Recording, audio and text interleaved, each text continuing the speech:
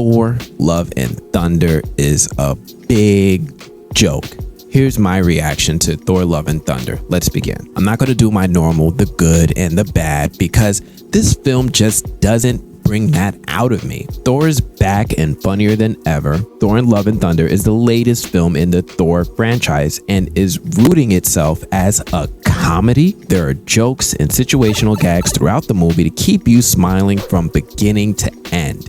In fact, there's little in the movie that's not drenched in humor. Even Gorr's character has a few scenes where he gets in on the comedy and interjects some humor into his story. He's still focused on killing all gods in existence, but this Gorr is an adaptation and it isn't a direct translation from the comics. Thor, Love and Thunder's Gorr is a bit more talkative than the Gorr in the comics, and he's not nearly as ruthless. I don't like that this movie is drenched in comedy. I don't like how the first 15 minutes of the movie are basically a montage of comedy. I don't like the perceived sentience of Thor's axe Stormbreaker and its jealousy over Thor's affection for Mjolnir. I do like Thor's jovial attitude toward this situation with his weapons, but I would like to see him acknowledge how weird it is. Where do I begin with the Guardians of the Galaxy? The Guardians pairing with Thor seems like a wasted opportunity. There are some appreciable details about some of the relationships between the characters, but that's about it. The characters are quickly written out of the story with a clean palette for James Gunn to pick up their story without any of that Asgardian baggage. It doesn't seem like the filmmakers knew what to do with the fact that Thor was last seen with these characters at the end of Avengers Endgame. This is a shame because I know fans have been waiting years to see these characters interact. Then there's Gorr. Back to Gorr. Gorr didn't get the time to fill in the backstory that he deserved. Thor, Love and Thunder's cold opening to Gorr cradling his dying daughter is meant to be more emotional than it is. Gorr's story in the comics is that his race went through generations of hardship on their barren planet. Gorr's mother dies protecting him. Gorr loses his wife and son. And finally, Gorr loses his last child, all while maintaining a reverence for his planet and his race's god. He becomes disgusted when he finds two gods that were locked in battle, dead. He realized that the gods could hear his prayers and his pain throughout the years, but chose not to help.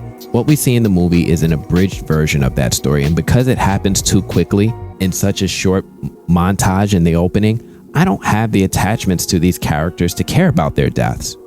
I mean, they're lucky they didn't get Thanos snapped or crushed by Chitauri. There's so many threats occurring in the MCU, I need some more effort to get invested or immersed with these characters. Gorr's comic book origins have a very different story for Gorr. He kidnaps and tortures adult gods, including Thor, for hundreds of years. He does this and horribly earns his name, the God Butcher.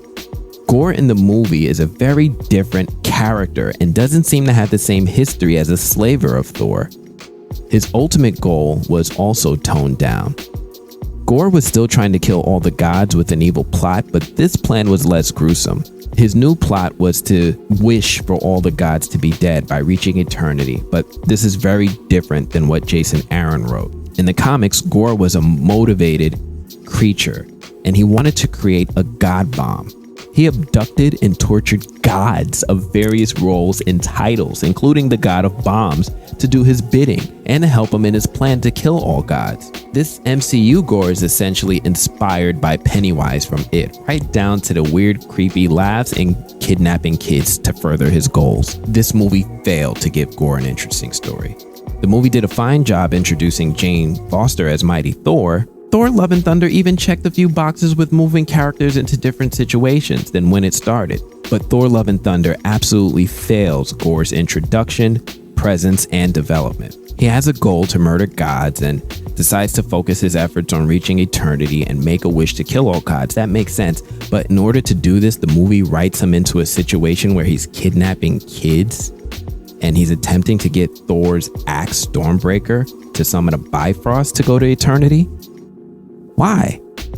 Why didn't we get better use of Gorr? Taika Waititi has often referenced Jason Aaron's original story. He talks about it in interviews often. So I believe he's got an understanding of the original interpretation of Gorr. Jason Aaron wrote Gorr in a way that he tortured and enslaved gods. Yes, this is definitely some difficult subject matter to adapt into a film, but settling on kidnapping kids isn't nearly as sadistic as we needed. Natalie Portman almost saves the entire movie. Portman's Jane Foster is incredibly refreshing and makes this movie seem so much more interesting. Jane's story of wielding Mjolnir to become the mighty Thor is fantastic. I hate that it's an abridged story that needed to fit the pacing of a 2-hour movie. It's also not her movie. I just wish this story had time to breathe and be told over time, maybe like a Disney Plus show. I am okay with the adaptation since they've stayed true to the character. I am not okay with this overall film, and I feel this is a huge step in the wrong direction for the franchise. Overall, I give this movie a 6 out of 10. That's all I have for this one. As usual, if you guys like these updates, you want to see more, make sure you like and subscribe. Otherwise, I'm going to check you guys later. Peace.